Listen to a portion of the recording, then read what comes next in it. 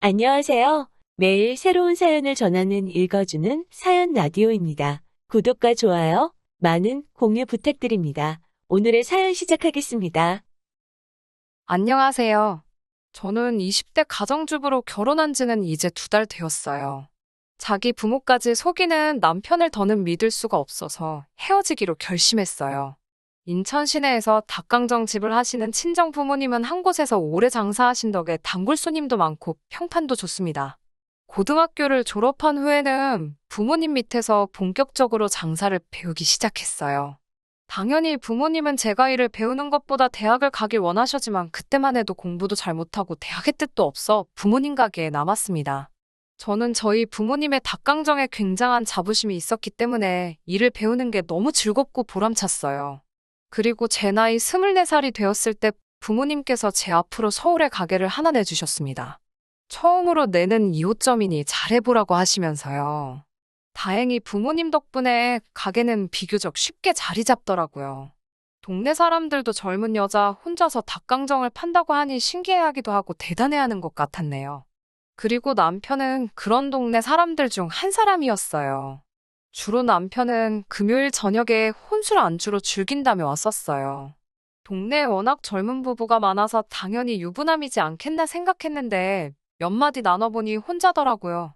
그렇게 말 한두 마디 나누던 게 하루는 커피 한 잔이 되고 하루는 맥주 한 잔이 되더니 어느샌가 남자친구, 여자친구로 발전했습니다. 남편은 소위 서울에 있는 4년제 대학을 졸업한 뒤 중견기업에 다니고 있다고 했어요. 원래 고향이 지방이라서 서울에서 대학 시절부터 자취를 했다고 하더라고요.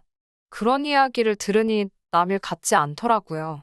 저도 처음에는 인천에서 서울에 있는 가게까지 왔다 갔다 했지만 장사가 잘 된 이후엔 가게 근처에 전세를 구했거든요.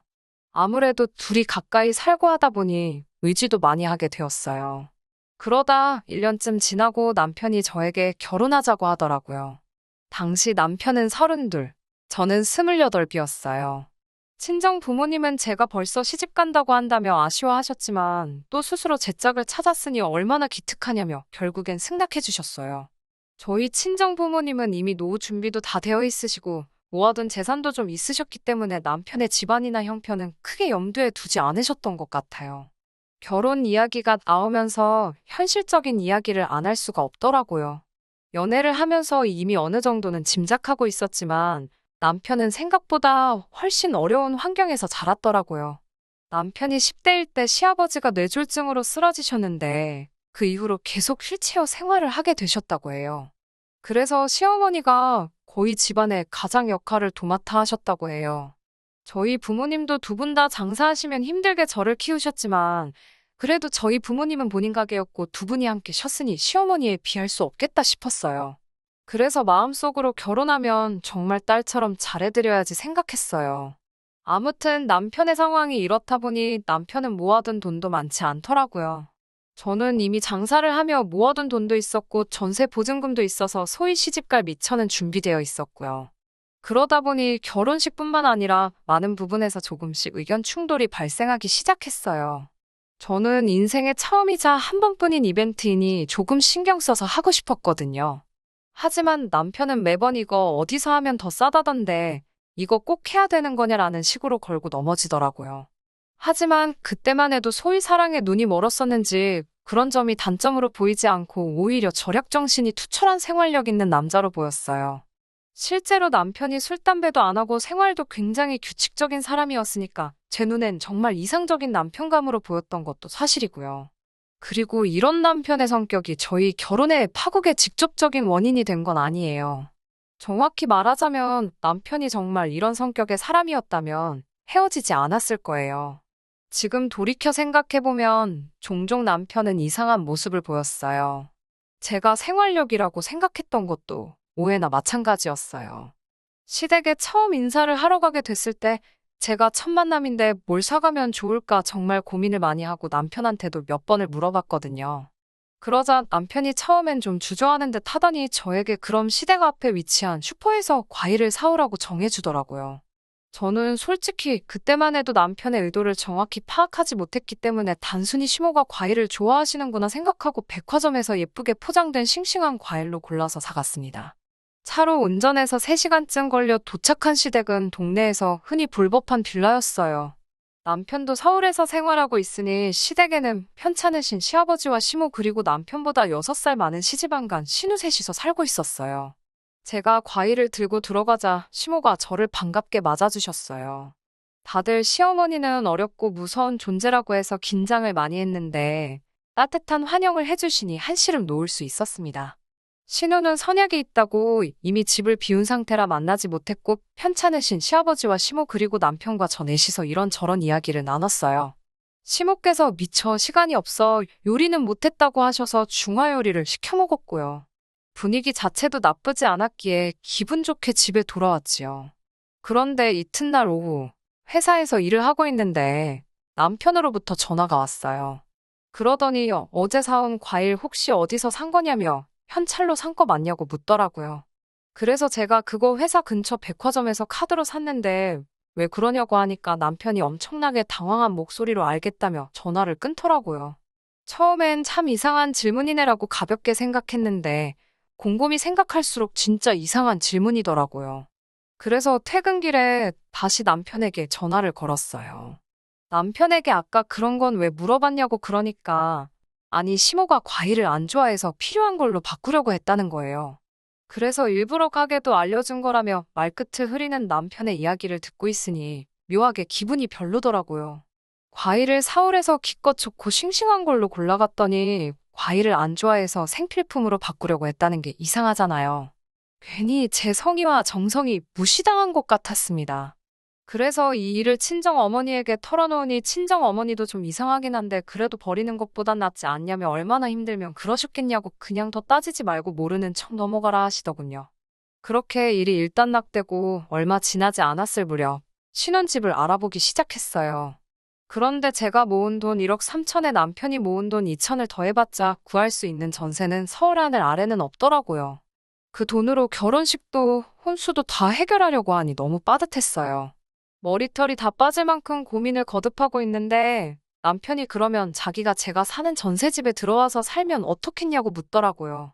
저는 당시 12평짜리 오피스텔에 살고 있었기에 너무 좁지 않을까 걱정이라 하니 그냥 이불 하나 덮이고 수저 하나 더 놓는다고 생각하면 되지 않겠냐고 하더라고요. 자기가 모아둔 돈은 미래의 만일을 위해서 쓰지 말자면서요.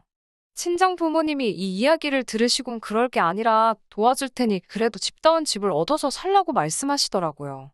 동시에 친정 부모님은 남편이 남자로서 자존심이 상할 수도 있으니 친정에서 도와줬단 소리는 하지 말고 그냥 제 돈이라고 말하고 보태라며 1억을 해주셨어요. 그런 속사정도 모르고 남편은 저에게 어떻게 그런 많은 돈을 모았냐며 신나서 어쩔 줄 모르더라고요. 눈치가 있다면 한 번쯤 물어볼 법도 한데 말이죠. 그렇게 서울에 신축 빌라 전세를 구했어요. 평수도 넓어지고 신축이다 보니 깨끗해서 신혼집 분위기가 나더라고요. 일단 집을 구하고 가전제품도 장만하고 나니 정말 결혼한다는 실감이 나기 시작했어요. 친정 부모님이 보태주신 덕분에 결혼식 준비에도 약간의 여유가 생겨서 제가 원하는 드레스 정도는 골라 입을 수 있었습니다. 모든 것이 비로소 원만하게 흘러가는 느낌이었어요. 결혼식의 경우 하객 식사는 각자 하객은 각자 부담하는 쪽으로 했어요. 그런데 아시다시피 헬퍼 이모님이나 사진작가 분들도 식사를 하셔야 하잖아요. 그런데 남편은 우리가 돈 주고 쓰는 사람들인데 왜 밥까지 먹여야 하냐면서 투덜거리더라고요. 제가 좋은 날인데 왜 그런 걸로 쪼잔하게 구냐고 한마디 쏘아붙여도 혼자 무슨 생각을 하는지 듣지도 않더라고요. 그렇게 며칠 후 결혼식 당일 날 진짜 지금도 생각하면 어이가 없네요. 당일날 아침 화장 다 하고 턱시도까지 차려입은 인간이 예식장 근처에 있는 편의점에 가서 삼각김밥을 사왔더라고요. 제가 배고프냐고 좀만 참았다가 식 끝나고 식사하면 되잖아 하니까 자기가 먹을 게 아니고 오늘 헬퍼 이모랑 사진작가랑 그런 사람들 주려고 사왔다는 거예요. 그래도 자기가 큰맘 먹고 인당 2개씩 사왔다고 의기양양한데 어이가 없어서 진짜 결혼식만 아니면 한 대 때리고 싶었어요. 다행히 그 상황을 목격한 제 남동생이 매형은 농담도 잘한다면서 이건 자기가 친구들하고 간식으로 먹을 거고 헬퍼 이모랑 사진작가분은 저희 쪽에서 돈 낼 거니까 신경 쓰지 마시라고 달래더군요. 결혼식 당일날 신부가 솔직히 신경 쓰이는 게 얼마나 많은데 신랑이라는 작자는 하객 식비가 많이 나올까봐 그것만 전전긍긍하고 있다니 비로소 내가 지금 결혼하는 게 맞나 싶더라고요. 하지만 저는 식장에서 하객들 다 보는 앞에서 이 결혼 못하겠다고 박차고 나올 만한 깡은 없었어요. 그냥 설마 아니겠지라며 애써 부정하며 못 본 척 했습니다. 그렇게 결혼식을 마치고 신혼여행도 다녀왔어요. 비록 전세지만 그래도 신혼집의 부부로서 발을 들이니 뭔가 큰일을 이뤄낸 것 같은 마음도 들고 감격스러웠어요. 그리고 얼마 전 대략적인 가구나 짐들도 다 정리가 되고 하여 시부모님과 신우를 초대했어요. 시부모님은 우리 아들이 드디어 서울에 집을 다 장만했다며 몇 번을 기특하다 하시더군요. 남편의 지분은 굳이 따지자면 10%나 될까였는데 마치 이 집을 남편이 산 것처럼 말씀하시니 좀 언짢긴 했네요. 거실에 모여서 이런저런 이야기를 하고 있는데 신우는 계속 이 방문 열었다, 저 방문 열었다를 반복하고 있었어요. 그래서 제가 왜 그러냐고 물으니 아무리 생각해도 작은 방 여기가 좋겠다고 그래요. 그러면서 시모에게 신우가 한다는 말이 이 방에 창문도 있고 아빠가 덜 갑갑하겠다고 하는 거예요. 제가 깜짝 놀라 지금 무슨 소리 하시는 거냐 물으니 시아버지가 이 집에 계시기로 했는데 몰랐냐고 그래요. 저는 금시초문이었기 때문에 남편을 쳐다보면서 이게 무슨 소리냐고 물었습니다. 그러자 남편이 한다는 말이 자식이 부모 모시고 사는데 뭐가 문제냐며 오히려 저를 이상하게 보더라고요. 그러면서 그래도 시부모님이 저희를 배려해 주셔서 안방은 저희 쓰라고 하셨다는 거예요. 제가 어이가 없어서 저는 처음 듣는 이야기고 그렇게는 어려울 것 같다고 딱 부러지게 말씀드렸어요. 그동안에도 시부모님이 무리한 요구나 이해가지 않는 행동을 하시는 경우가 종종 있었지만 어떻게든 좋게 돌려서 말하곤 했는데 이번에는 그렇게 하면 안 되겠더군요. 그런데 제가 딱 잘나서 그렇게 거절을 하자 오히려 신우가 노발대발을 하는 거예요. 저더러 네가 뭔데 내 남동생 집에 대해서 왈가왈부하냐고요. 제가 남편을 쳐다보면서 도대체 어떻게 말씀드렸길래 이게 자꾸 자기 집이라고 하시는 거냐고 따졌더니 남편이 저한테 모기만한 소리로 제발 조용히 나중에 얘기하자며 꼬리를 내리더라고요. 뭔가 아무래도 이렇게 넘어가면 안 되겠다 싶어서 시부모님께 이 집은 저희 친정 부모님이 도와주셔서 마련한 전세라고 알려드렸어요. 엄연히 제 집이나 마찬가지라고요. 그러자 시부모님이 남편을 보면서 이게 도대체 무슨 소리냐고 어이없어 하시더라고요. 그러다 충격적인 사실을 알게 되었습니다. 남편이 신혼집을 핑계로 자기 부모인 시부모님으로부터 1억을 넘게 받았다는 것을요. 그 돈은 다 어디로 갔냐고 시모와 신우가 남편을 추궁하자 남편이 경마를 했다고 털어놓았어요. 정말 충격의 다리가 너무 떨려서 당장이라도 쓰러질 것만 같았습니다. 그동안 그렇게 돈에 집착한 것도 돈을 모으기 위해서가 아니라 경마 한 게임이라도 더 하려고 그런 거였더군요. 연애 때도 남편은 일요일 오전이면 친구들과 운동하러 간다는 이유로 늘 절 만나지 않았거든요. 그런데 그게 다 경마를 하러 가느라 그랬던 거였어요. 경마로 이를대로 잃었던 남편은 저에게 돈이 있으니까 신혼집은 걱정하지 않아도 된다는 생각에 시부모님이 주신 돈까지 다 게임에 몰빵을 했더라고요. 망연자실에 흐느끼 씨는 시모와 남편에게 욕을 퍼붓는 신우를 보고 있는데 이게 현실인가 싶었어요. 제가 어리 빠진 얼굴을 하고 있으니 시아버지가 저에게 많이 부족하고 모자른 놈이지만 한 번만 네가 용서하고 사람 좀 만들어 달라고 하시더군요. 시모도 저에게 정말 엄마 딸처럼 잘 지내보자면서 이미 부부의 연을 맺었는데 어떻게 하겠냐며 지나간 과거는 잊고 살라 하시더군요.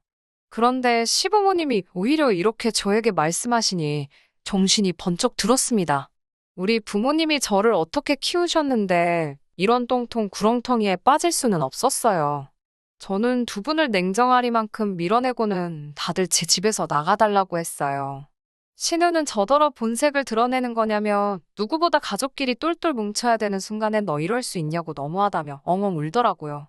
남편도 뭐가 잘났는지 저한테 목소리를 높이며 그 경마에서 딴 돈으로 데이트하고 식도 올린 거라고 저더러 공범이나 마찬가지라는 거예요.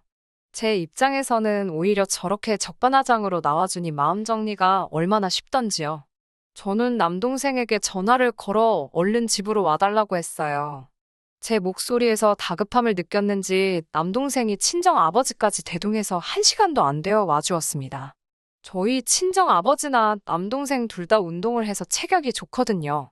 저희 친정 아버지에게 제가 남편에 대해서 이야기를 하니 남동생이 제 남편을 죽일 듯이 노려보고 그 살기 어린 눈빛 때문인지 염치가 없어서인지 시댁 식구들도 저에게 하던 것과는 달리 아무 말도 못하고 있더라고요. 친정 아버지는 깊은 한숨을 내쉬고서는 일단 다들 나가달라고 하시더군요. 우리 딸집이니까 딸이 원하지 않는데 왜 버티고 계시냐고 나가달라고 정중히 말씀하셨어요. 친정 부모님은 저에게 어떻게 하고 싶냐고 물으셨어요. 부모로서 그런 남자와 살려고 하고 싶지 않지만 제 의견을 그래도 존중하시겠다고요. 저는 그런 남자와도 살기 싫고 그런 집안과도 가족이 되고 싶지 않다고 말씀드렸어요.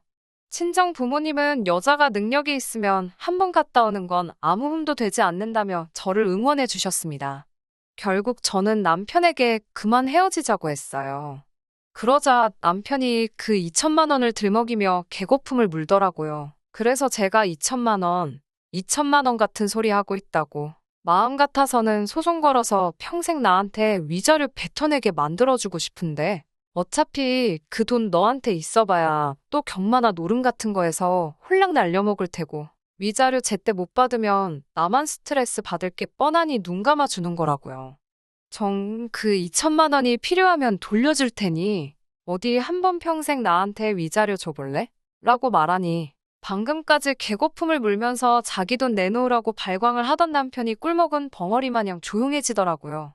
아직 혼인신고가 안 되어서 위자료 청구가 가능한지는 확실하지 않았지만 자기가 불리한 걸 알고 있으니 아무것도 물고 늘어지지 못하는 꼬라지가 아주 쌤통이었어요. 혼인신고를 하지 않았기 때문에 호적상 남는 건 아무것도 없겠지요. 부모님은 진하게 인생 공부했다고 생각하라 하셨지만 마음이 복잡한 게 사실입니다. 하루는 제 자신을 탓하기도 하고 또 하루는 그 가족을 탓하게 되고 그렇네요. 당분간은 다시 가게 일에 집중해서 제 힘으로 사무점을 여는 게 목표입니다. 열심히 노력해서 자기 힘으로 성공을 이끌어내는 그런 멋진 사람을 다시 만나는 날까지 저도 멋지게 살아보려고요. 들어주셔서 정말 감사합니다. 긴 이야기 들어주셔서 감사합니다. 오늘의 사연은 여기까지입니다. 구독과 좋아요, 알람 설정해주시면 앞으로 더 좋은 사연으로 찾아오겠습니다. 감사합니다.